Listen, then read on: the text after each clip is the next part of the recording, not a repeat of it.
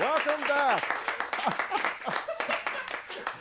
You laugh. For those of you that saw the last show, I guess it got out and word got around that we're the popular thing. I have a great guest. He's a world heavyweight champ. And I'm telling you, I can't wait to talk to him. Jeff, What?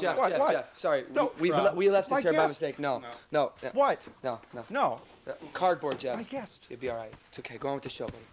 Well, I still have a show, okay? Tonight, my other guests are Shenanigan the Clown, Dr. Tim Whelan, and Diane Alessi. We're going to take a quick commercial break, and we'll be right back.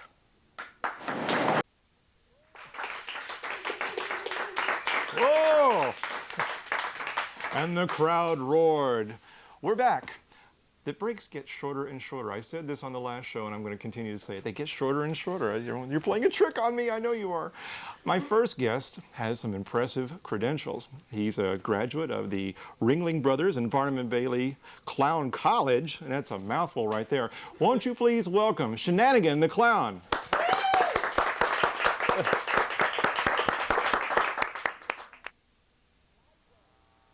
The Disney Library got this book, How to Blow Up a Balloon. Put it in your mouth and blow.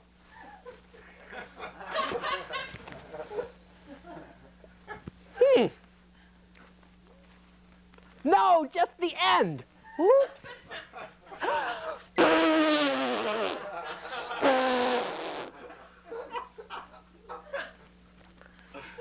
The end with the hole in it. This one.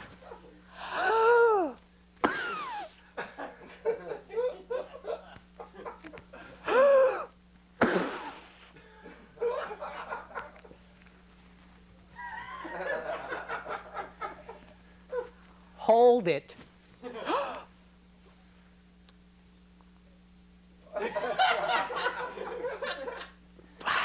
There! How's that? Make it a little bigger. There!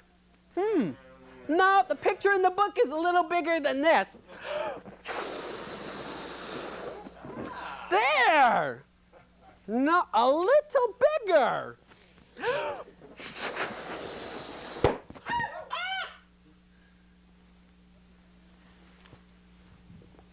I guess it got a little too big.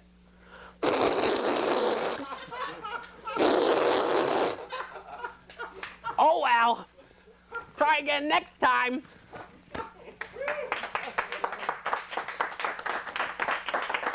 How you doing? Good, how are you? Oh, just terrific. Would you have a seat? Sure. Great. Now, technical problems here. Now, where did you got that book at the library? Yes. Now, My library card. You have a library card? Oh yeah. It's this big. I want to take out a lot of books. Now, let me ask you a question. Now, you went to Clown College. Yeah. Did you have books in Clown College? Oh yeah, lots of books. What kind? We had books on acrobatics, juggling, Yeah? unicycling, stilt walking. There were books on all these things? Oh sure. You're serious? Yeah. You I gotta thought read them you- and then learn how to do those things. And like the technique is in the book, and Technique is in the book, but we had teachers too. and they would get up on the unicycles and No, they'd put Yeah. us up on the unicycle. They stayed on the ground. They were no dummies. that's wonderful. That's wonderful. Now, how do you get into Clown College? I mean, are there entrance exams like for regular college, or do you have to show? Not quite. Not quite. Okay. They have an application. Okay. It's probably about 100 questions long. Yeah. And they ask you the basic things, your name, your address. Why do you think you'd make a good clown? Yeah. What kind of foreigners do you like the most and like the least? What kind of question is that? Well, you see, when you're traveling with the circus, you're dealing with all kinds of people from all over the world. And so That's they want to true. make sure that you're going to get along well with everybody that's on the circus. Well, okay, that makes sense. I thought maybe it had more to do with the audience than with the people that you work with. No, it's more with the people you work with because you travel so closely with them. Now, do you are there any like different customs, different things that translate well in different countries as far as entertainment, the things you do in the ring? Sure, clowning in general does that. It's a universal language? It's a universal language. I don't need to speak when I'm performing in a big audience or a foreign audience. Just by my movements, the audience is going to understand, because clowns typically do things that come from everyday life, things that people relate to. What kind of things do you do a lot of? What sort of I don't want to say stunts, but well, they are kind of. They're fun. Some of them are. Yeah, sure. yeah. Okay. Like what are favorites? What are some of the crowd favorites? I love to work with props, Okay. and I have one that's a pizza. A pizza? A pizza. Is it a real pizza? It's a Domino's pizza. I'm afraid to ask. I'm afraid to ask. Haven't you ordered one? They sent you the pizza with all the Domino's on top of it?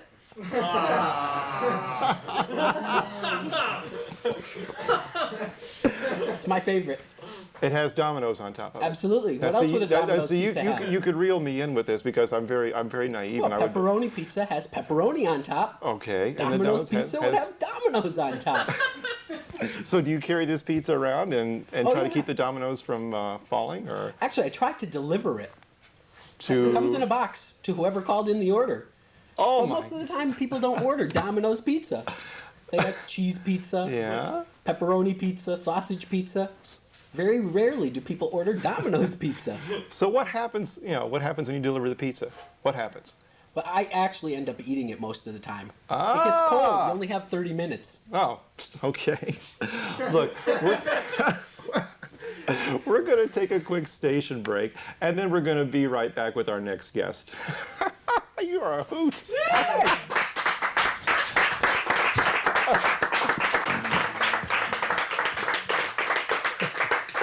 Welcome back. Don't laugh at me. Your laugh carries. That's okay. That's fine. We're all family here. Thank you. My next guest is a doctor of chiropractic. He's from the Thomaston Chiropractic Center. Won't you please welcome Dr. Tim Whelan? Thank you very much. Thank you, Jeff. Welcome to the show. Good to see you.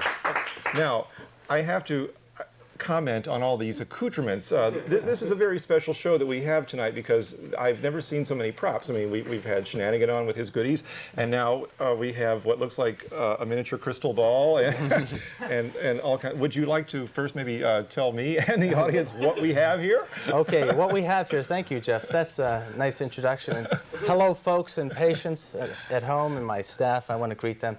By all means. I have some props. Here are some models of the different joints of the spine, of the vertebra and the disc, and stages that occur with the breaking down there of the spine. I have a little model of the upper spine, the first vertebra and the second vertebra, and then the skull. Okay. And then I have a little model that shows how the communication comes through the spine and how there can be interference to the communication by way of misalignment in the spine. And here I have the spine itself, and I have at the top the brain, and then the different sections of the spine, the blue part being the neck area, the cervical spine, and then the next area, thoracic and the lower back. In the blue there, the 5 lumbar vertebrae. So I guess as we go on, as we start talking, these things will all come into play. Come into play, yeah. Try to Yeah. make it clear there. Yeah. Now, for people who may not be familiar with chiropractic, Yes. Who may have never gone to a chiropractor, a brief explanation of what the philosophy behind chiropractic is and what you actually do when someone comes to visit you. Yes. Okay. The chiropractic is actually a philosophy, a science, and an art. So there's a science, art, and philosophy to chiropractic. The philosophy deals with knowing about a universal intelligence, and that this universal intelligence is what created all life and is responsible for all life on the planet. And it's otherwise called Mother Nature or God. It doesn't really matter what term is used for chiropractic purposes, but there's a universal intelligence that created all life, and there's an innate intelligence that's the expression of that universal intelligence in each person and in all living things. And so the philosophy of chiropractic talks about how the body is actually run by way of that intelligence, and that intelligence is inborn, and it comes to us from conception, and it runs our body throughout our life. Okay. So our goal in chiropractic is to see that that intelligence is able, from the brain, to communicate with all the body parts by way of the nerve system. Okay. Yeah. So if someone's nerve system is not functioning correctly, transmitting information, yes, then it can cause disease.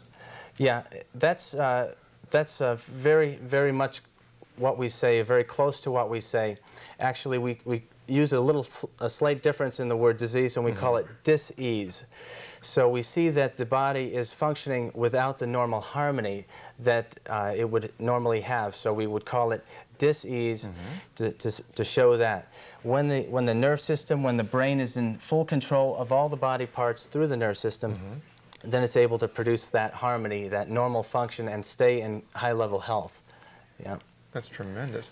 Now, when someone comes to you, yes, and they say, "I'm not feeling well," yes, let's say, and just as an example, let's say they come to you and it has nothing at all to do with their back, because I think most people think of chiropractic as primarily confined to the back, because you talk about getting your back cracked and adjustments with the neck and things like that. But people actually come to a doctor of chiropractic for other things, things which may not be in any way related, at least the way what they're feeling with their back. Yeah, that's a good point. Do you see that? Yes, people do come in, and usually people have many more complaints than just backache, but many do come in initially because of some kind of a complaint like neck pain or back pain. I have some charts over there I brought too. Maybe I could have someone deliver them over here. That'd help. Sure. Just to lighten things up a little. But maybe I could use this this board here too. That would be fine. Just to, if I can get through with, okay, you may have the to wire. Yeah. Bring yourself around. And okay. Ooh, here we go. You got enough there? I think we can actually stretch it out some. Yeah. Let me write on the board. Just make a few notes over here. Chiropractic. People probably wonder what the word derives from, and it comes from the Greek chir, which means hand, and the word pract, which means done by, and the ik at the end of the word is a suffix, and that means pertaining to, and the o is simply a combining vowel, so it actually means pertaining to that which is done by hand. Okay. And chiropractic started in 1895. 1895. I think I have a paper on me. Just 1895 there. And looks like the easel could use some chiropractic. It's yeah, starting to wobble could use a little bit there. adjustment there. Yeah. And so one of the first patients was named Samuel Whelan. He is the one who came up with the name chiropractic. But actually Hippocrates, who's known as the father of healthcare, he's from Hippocrates. That's a big word. Yeah. He's the father of healthcare, and he lived in 406 BC from Greece. He said to look well to the spine for the cause and correction of sickness and disease. So actually the understanding about the spinal column as the lifeline to keep the body well began way back then. So maybe I can erase this, and we look at the philosophy in chiropractic where we want to get to the root cause of things, and so we look to see where did we come from. So we look at the sperm and then the egg. Now this is a family show, Dr. This is a family show, but I heard it's Friday night, so. Okay, well, what the heck? Okay. Go ahead. So when the sperm gets into the egg, then we have a new life.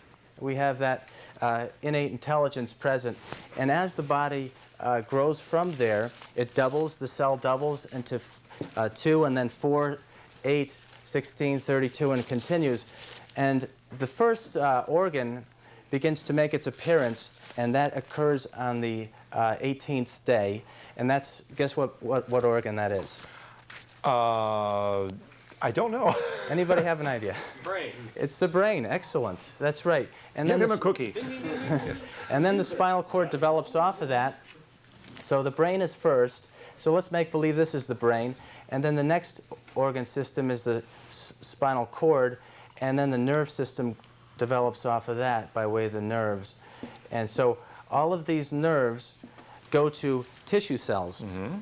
And so, for example, it goes to the lung, creating the lung organ, and then the liver and the heart. You know, all of the organs are connected by way of the brain and nerve system and spinal cord. So our goal ultimately is to see that, just as a model here, we'll use a simple model, that the brain cell can communicate 100% to the tissue cell in whatever organ, muscle, whatever, and then back to the brain cell, recommunicate how well it's doing, how well it's functioning. So we want to see that there's 100% function, and that's our goal in chiropractic, to see there's no nerve interference. So it's a very simple approach, getting right to the basic cause of things, and we look to see that the brain, where the intelligence resides, where it lives, where the center control, we could call it Houston control. Okay. Sitting right at the top here, how that needs to be free. It has to be free to come into the body. The messages need to come through the spine into the body and out the nerve system to the tissue cells. And the brain, if we use this as an example, do we have power here? Or? And it looks like it's plugged in. Do you have to push down on the button to... No. Oh, it's... Yeah, it's Oh, all... there- Oh, there we go. Okay. We have light. So we can use this as a model, and the brain would represent 100% energy, and the tissue cell should have also that 100% energy. Okay. But we find that due to structural interferences, when people have accidents and falls, even the delivery process, this can cause alterations in the alignment of the spine, and what can happen is the tissue cells then don't get 100% of that communication. This model here demonstrates the skull and the upper two vertebrae, and you can see that opening through there, Jeff, right? Okay, and let's show it to I'll the just camera. show it to the camera if they can see it. And just the opening there. There we go. You see, there's a free, total open space, and that's where the spinal cord comes down. But you see, when there's interference to the spinal cord by way of the vertebra being out of position, the vertebra being out of position, that can crush on the spinal cord and upset the normal function. It's kind of like taking your forearm, if I could use that, and just squeezing and compressing on that forearm, right? It's cutting off the energy that's coming into the hand. And your hand could represent any organ or tissue cell. Right. So our goal in chiropractic is simply to get the power free through there. Okay. So that the body can heal itself, and that the full power can come up and the body will stay well. Now, typically, what kind of things, everyday things that all of us do that we don't really know better, can cause misalignment with, with the spine and whatever? I mean, besides the things that you're taught when you're a kid, sit up straight, keep your posture good. But there are things in the everyday real world that we do as adults that can cause, things to get out of whack. That's very true. And we need to be conscious, more and more conscious of our lifestyle. The basic philosophy is to look at our health as coming from healthful living, that health is a result of healthful living, that we must supply the basic conditions that are going to supply health, and at the same time stop those factors, stop those conditions that lead to ill health. So it's a process of supplying favorable conditions and avoiding the harmful factors. And basically, we need to get more rest. We're not getting the rest that we need. Our body's always speaking to us. When we're tired, we get cranky, we're not functioning as well. We need to listen to our bodies and get the rest that we need. We need to eat more whole foods. We're not doing that these days. We need to go back to simplifying our diet, eating more whole foods, eating more of the fruits and vegetables.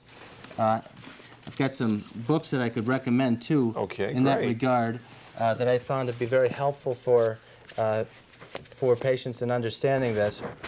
One of the books is, you've probably seen this, Fit for Life by Harvey and Marilyn Diamond. This is widely available. I've heard of that book. Very helpful in understanding how the whole lifestyle fits together.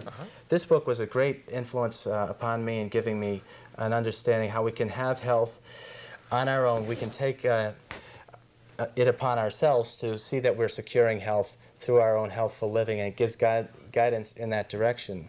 The Greatest Health Discovery, Natural Hygiene. Here's a great book, The High Energy Diet. Simple whole food recipes that don't take a lot of time to prepare in the kitchen, and quick work there. And here's a book, Toxemia, The Basic Cause of Disease. And this relates to what we're doing in our chemical diet, what we're eating that's causing harm to our chemistry. So we're addressing all functioning of the body through chiropractic, but our whole lifestyle is really what's going to make our health or ill health. It's a total approach, total orchestration. So it sounds more involved than what I had imagined, actually. Yes. It actually touches on several aspects. Yes, those charts, did they come out here? Oh, there they are. Okay, great. Maybe I could... Here we go. Yeah, these charts help to these charts help to give a good understanding. See, when there's a... There goes one of the charts. They usually fall down. This chart shows how the nerves are all connected to all of the tissue cells. Can we get a camera? Excuse me. There we go. Good. Picture that. Okay. Yeah, how the nerves are coming from the brain down through the cord and out into from the neck into the shoulder, arms, and hands and fingers. From the lower back, the nerves come down into the legs and feet. And so we find when there's misalignment in the lower back that causes pressure on the nerves. And what we do, you asked before, we make adjustment, gentle adjustment to assist the mechanical alignment to take the pressure and the impingement away from the nerve so that that life energy, this very energy of life, can get back into the tissue cell. This chart, thank you, this chart over here demonstrates how the brain is the center of communication and life in the body, and the spinal cord comes down through the vertebra, through the spinal column, and the nerves come out and they communicate with each organ and gland system. So our goal is to see that the nerve system is free from interference to allow the body to heal itself from within. It's running automatically. It's done automatically. We don't need to add any cures to it. We just have to see that there's no interference. We have to see that the body's able to do its job without the interference. And that's the intelligence within that does that we're each born with. Now, one of the common misconceptions I think about chiropractic with people who've never experienced it is that it hurts. It doesn't hurt. I mean, I've had chiropractic treatments, and it doesn't hurt. It just, it feels unusual sometimes to feel those things loosen up in your back, but it doesn't hurt. That's a good point, Jeff. People don't need to come in for chiropractic care only if they're in pain. In fact, I encourage people to come in before they're in pain. I encourage children to come in and start early because misalignments begin early. Falls occur, seesaw accidents. We're riding our bicycle and we fall. I was at the park the other day and there was a young man riding his bike and he rode back and forth on this little stretch and he fell down once for every 20 times that he rode back and forth. So was that guy me? That sounds like something I would do, yeah. Yeah, no. So that can cause a misalignment in the spine and upset the entire functioning for where those nerve fibers are going to. And so that in that way, chiropractic can help people with problems in whatever organs, although chiropractic is not talking about curing disease, the body only can cure the disease. The body has that power within to heal. Nothing external has that power. It's kind of like a steak. If you cut the steak, right, and you pour some kind of mercurochrome or Band-Aids on it, and then you leave it there for a week, right, will it heal up? No, but the body, if you pour the mercurochrome on it and the Band-Aid, you say, yeah, look, it healed because of that. But it's not. It's that life force within. And that's what we're looking to see is free to run through the spinal cord. Dr. Whelan, our time is just about up. Okay, great. But before we go, I'd like for you to tell our audience where your practice is located. It's the Thomaston Chiropractic Center, and where is that in Thomaston? My office is located on 108 Watertown Road. That's between the Clearwater Pools and the Black Rock State Park. And even before that, the bowling alley, the Thomaston Lanes. So I'm between Clearwater Pools and Thomaston Lanes. Okay. Landmarks are helpful because I can't navigate if someone says east, west, north, south, but the landmarks are great. And I'm happy too. I did speak at a grammar school this Tuesday. I got a lot of nice little letters from the kids there at the school. And yeah, they gave me all these nice, beautiful, colorful. They really outdid themselves at St. Thomas School. So I'm happy to speak to the schools and to the community. I'm available, and I'd like to speak for groups of, if they get a group of 5 or more people together, I'm happy to speak to you about diet, nutrition, lifestyle, chiropractic. Great. Okay. Great. Well, I want to thank you again for being on the show, and I hope you come back and see us very soon. I appreciate that. Be happy to. Okay, great. And we're going to take a quick commercial break, and we'll be back in just a second. Thank you, Jeff.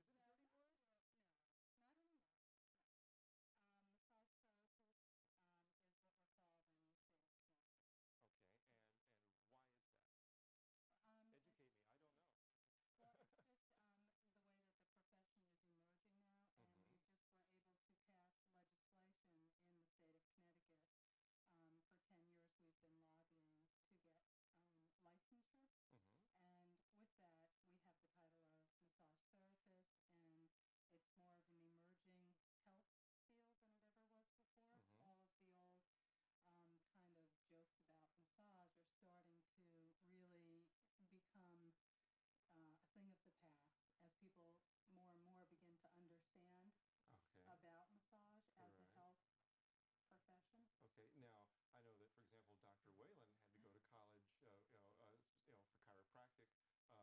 It's considered medical training. Is there a college for this, for massage therapy, or is it something that you study in a smaller educational setting? Because when I think of massage therapy, okay, I think of rolfing. Okay, which is yes, yes. I certainly hope so because there's a table over there. If you're going to make me scream tonight. Have you been rolled? Yes, I have. Yes, I have. And I've been rolled, and I've lived to tell the tale. But is the instructional setting about the same sort of thing? Is it a small group setting? Yeah, where I went to school here in Connecticut at the Connecticut Center for Massage Therapy. It's in Newington, Connecticut. Okay. And it's a 500-hour program. 500 hours? 500 hours. Wow. It included some anatomy, physiology, kinesiology, hydrotherapy, CPR, and then Swedish massage, and then other forms of massage. There's not only Swedish massage. There are many different types of massage. There's polarity, there's trigger point, there's jinshin-do, there's shiatsu, there's multitudes. I've heard of some of those, yeah. And so you are required to learn all of these different techniques, and are you then tested in them, or do you specialize in certain techniques and then are certified in those? Right. Let's see. Generally, the way that our school works is I went through a Swedish massage program. Okay. They also have a separate shiatsu program. I went through the Swedish program, and then I took other electives. So I've taken classes in shiatsu and polarity and trigger point, but my specialty is Swedish massage. I also teach it there. Oh, also. Okay. Yeah, I also teach it. What got you interested? Yeah, you're like the cruise. Yeah. There's something about a Swedish massage. There's a mystique there. I guess it's because it's Scandinavian. But no. How did you get involved in massage therapy? I read an article and I think it's a very interesting story. And I'd like for you to tell a little bit of it, if you don't mind. No, I don't mind. Okay, good.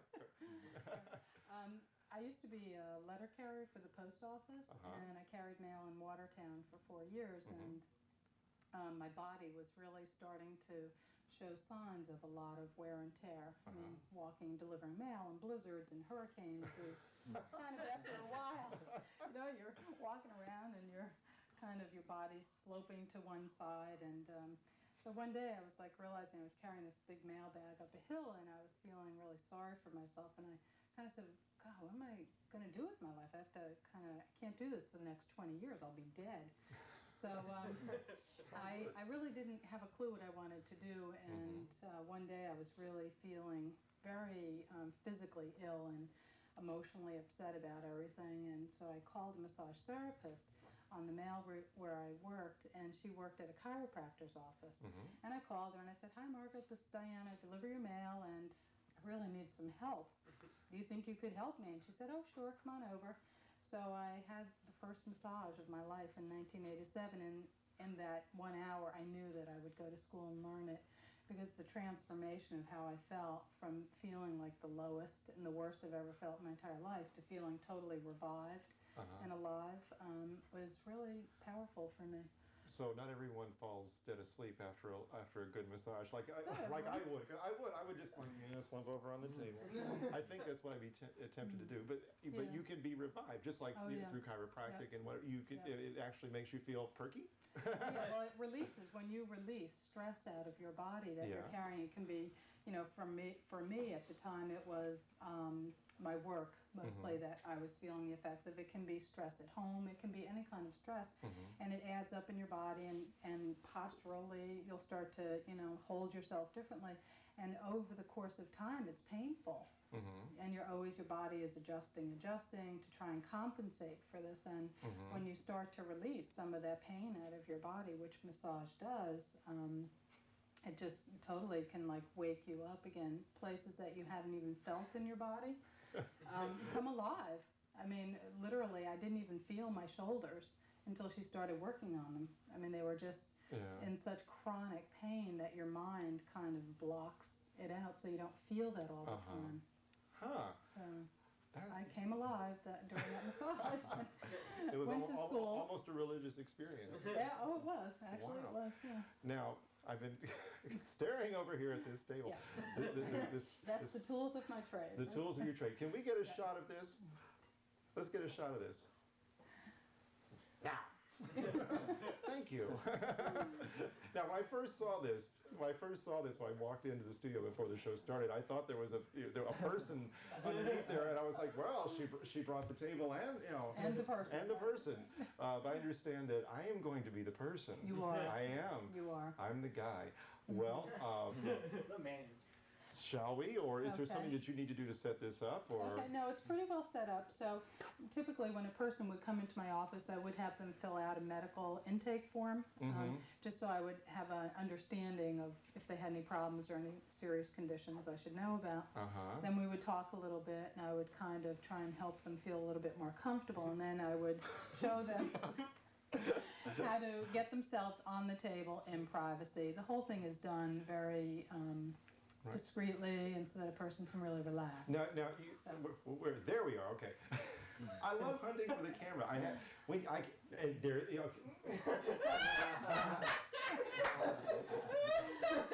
I know a man named Ed Guiney. I'm gonna go pull his hair out. No.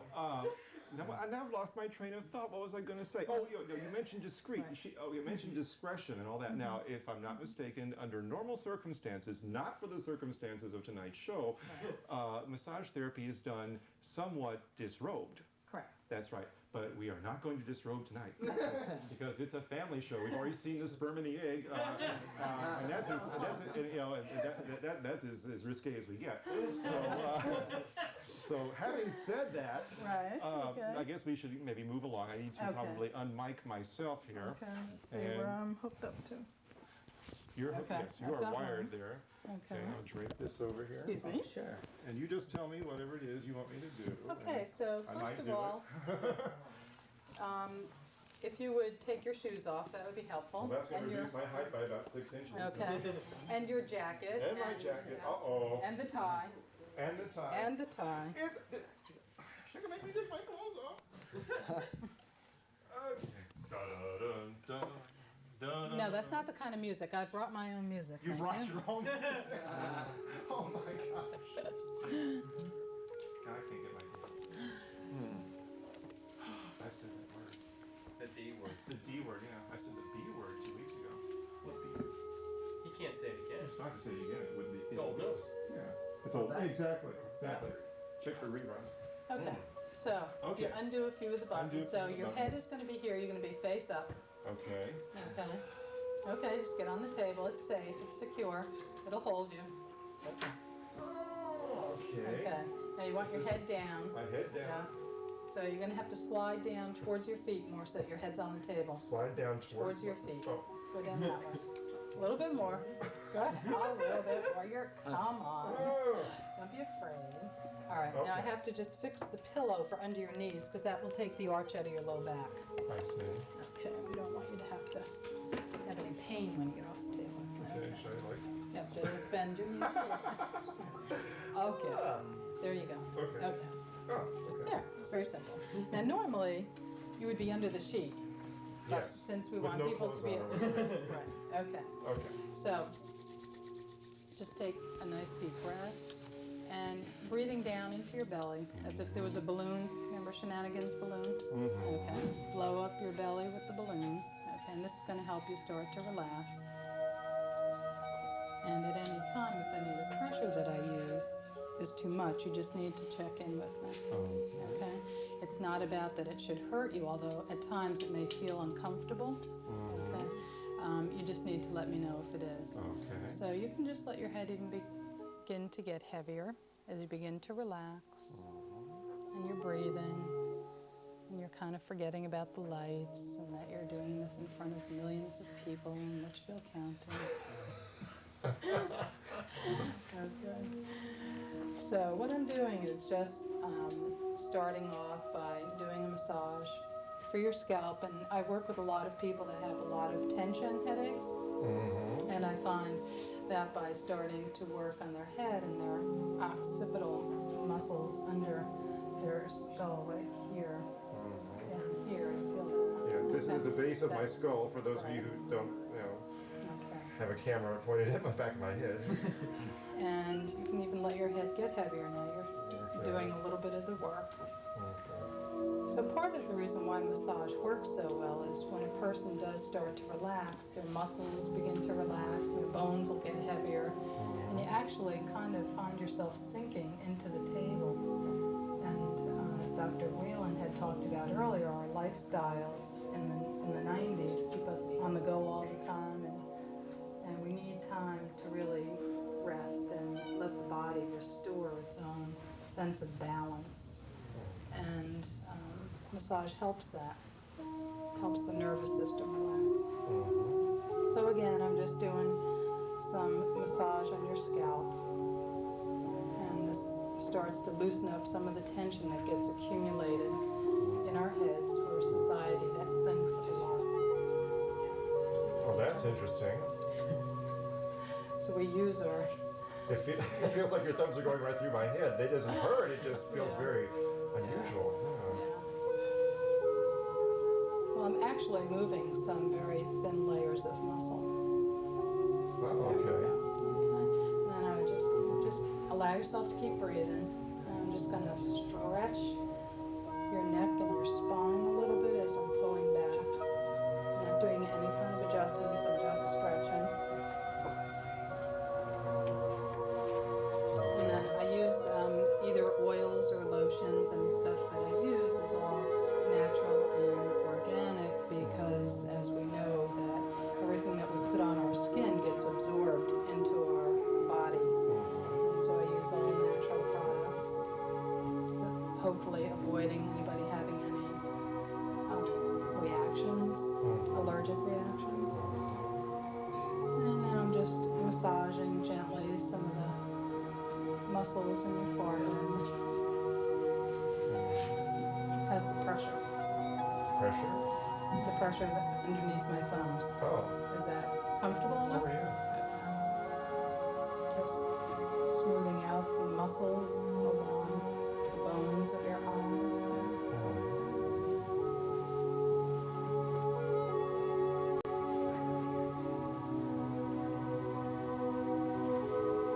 And I work with a lot of people that have TMJ problems, which seems to be pretty popular these days. And I work a lot on the facial muscles and this masseter muscle on here, which is one of the stronger muscles. Oh, we talked about that muscle 2 weeks ago. The masseter muscle? Uh-huh. Okay. Yes. You remember, so you were learning? Uh-huh. Yeah. Okay, so I do a lot of work in there, and the TMJ joint in here is a very finely balanced joint, and for people who hold a lot of tension in their jaw or grit their teeth a lot or grind their teeth at night can end up with TMJ problems. And so I admit, I clench my teeth do sometimes. you? So this is something you could do for yourself to relieve some of the tension that gets stored in here. You can just rub down on that muscle. Yeah. How are we doing for time? I can't see a clock. I just need to get an idea. And no one's talking to me. Okay. And then I would smooth your face out. Now I'm going to do a little bit of work on your neck. Okay. Okay. So I'm going to try not to get lotion on your shirt. Oh, that's Probably okay. get a little That's bit. all right. So I'm just doing some very basic Swedish strokes. I'm not going to get into anything too involved here. It's a little difficult with your shirt on. So just letting your head stay nice and heavy in my hand. Okay, your head is supported fully in my hand. I'm just going to work into your upper trapezius muscles here. These are muscles that a lot of people have a lot of tension stored in. How's that pressure? It's great. Yeah. We're going to need to go to a short commercial break, and I'm going to sort of just go comatose here on the table. So stay tuned, and we'll be back in a couple of minutes or so. Oh.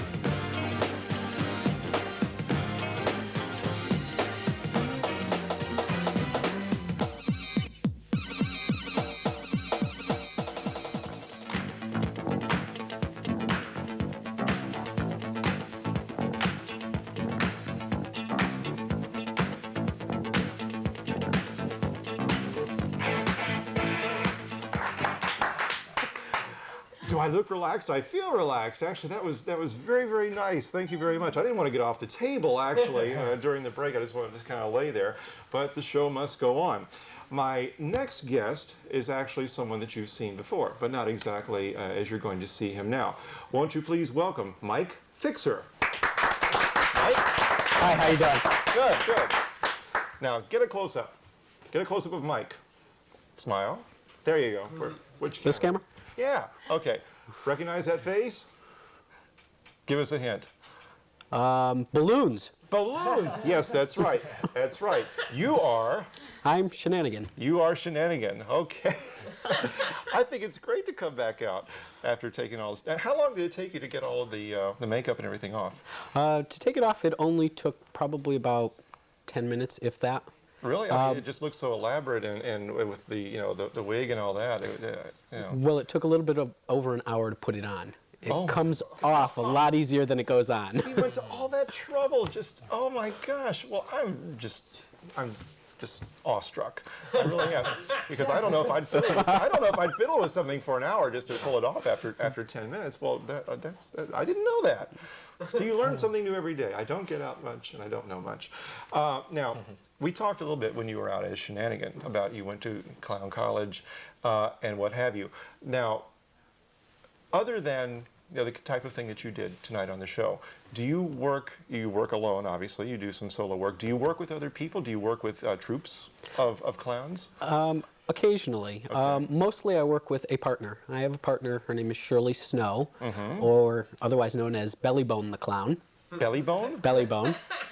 And she lives out in Canton. Okay, now how did she get a name Bellybone? Now, Shenanigan I can sort of see because that means mischief and all that kind of stuff, but Bellybone, what is it? Well, Bellybone's story is that when Bellybone was born, she was born with blue hair, and her mom said, "Oh, my Bellybone!" And that's how the name stuck. What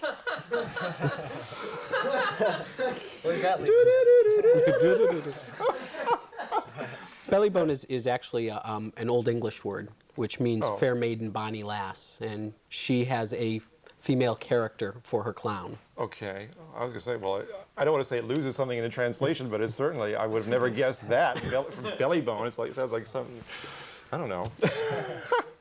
Now, I understand that sometime very shortly in February, you're going to be doing a performance with your partner, Bellybone, and it's to benefit, let's see, where do I have it here? I don't have it here. Yes, I do. The Winstead Community Playscape Project, is that correct? That's correct. Okay, now where are you going to be performing? We're actually going to be performing in the auditorium at Northwestern Connecticut Community College in Winstead. Okay. It is billed as a family night of magic and comedy, and Storm Connors, Mr. Storm the Magician, will also be performing with us. Okay, and this is a charity event. It's to, I would have to assume, help build a playground or a children's play area? There are residents of Winstead have gotten together to raise $40,000 by this summer to build a whole new playground area for the kids of Winstead. Great, that's fantastic. And that's, again, I want to get this out, February 12th at Northwestern Connecticut Community College Auditorium in Winstead at 7 o'clock That's correct. p.m. Okay, great. I want to thank you for coming back on here at the end. And I want to thank all of you. And I have a goodie. He's going to give me a goodie. I love it. Dr. Whelan's going to give me a goodie. Yeah, I'd just like to give you a T-shirt from the office, okay? Well, thank you. Yeah, hold it up there. Yeah. Great. It's from the office. My quote's on the back. His quote's on the back. Here we are. Here, let me help you out here. Oh, okay. It's a group effort. Love, strength, and protect the healing apparatus, your living body. That's great. it. Thank you very much. You're welcome. I'd like to thank all of you for coming on the show. And to my audience, I'd like to let you know that next week our guests are going to be vocalist and composer Anne-Marie Mulhern. And we're also going to have a visit from Task Productions and cast members from Little Shop of Horrors. So please stay tuned for that. We will be back next week, Friday at 8 o'clock p.m. This is Jeff. This has been TGIF. Have a wonderful evening, everyone, and we'll see you next week.